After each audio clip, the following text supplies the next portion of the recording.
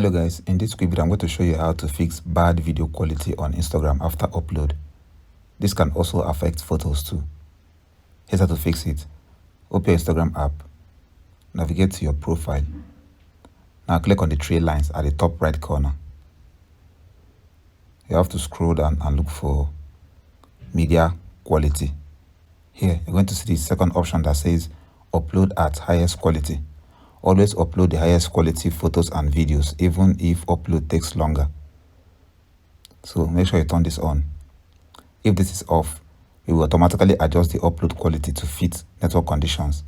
That means if this is turned off and you have poor network, it will affect the video and picture quality of your Instagram stories and also Instagram posts.